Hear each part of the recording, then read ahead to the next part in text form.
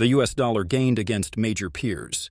On Tuesday, after Federal Reserve Chair Jerome Powell pushed back overnight against bets on more supersized interest rate cuts, the euro traded not far from Monday's one-week low following a drop in German inflation to the lowest since early 2021, boosting speculation about another rate reduction this month.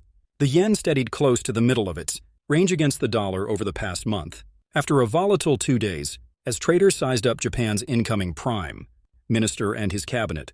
Australia's dollar caught its breath following its push to the highest since February of last year on Monday, buoyed by stimulus in the country's top trading partner, China.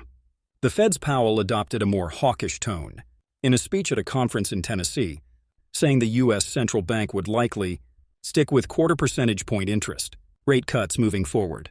This is not a committee that feels like it is in a hurry to cut rates quickly, he said. Traders remain certain that the Fed will cut again at the next policy-setting meeting in November, but slashed expectations for a 50 basis point BP reduction to 35.4% from 53.3% a day earlier, according to CME Group's NASDAQ CME FedWatch tool.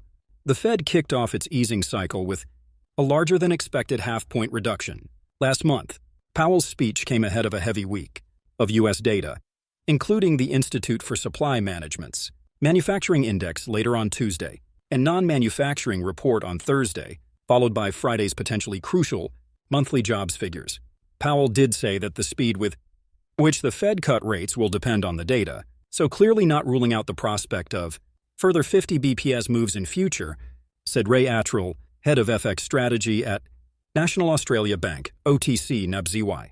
Friday's payrolls data may yet prove decisive as to which way the Fed's axe falls.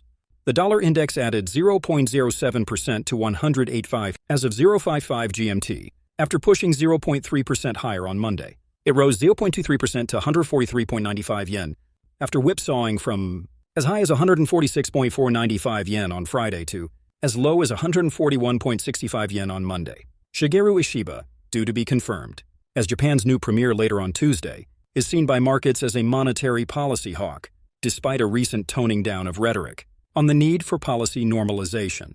He won his party's leadership vote on Friday, in one of the closest ever races, and is now attempting to unify the party.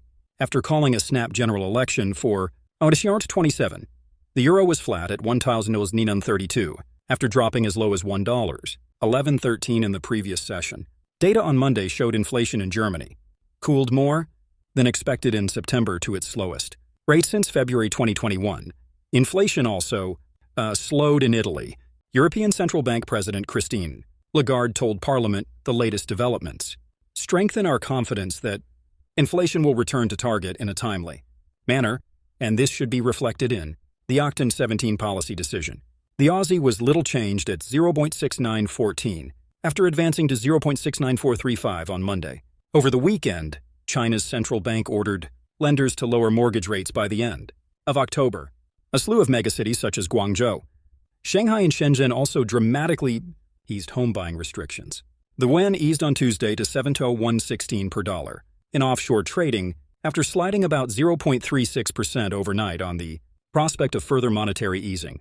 China begins its Golden Week holiday from Tuesday, when onshore financial markets will be shut.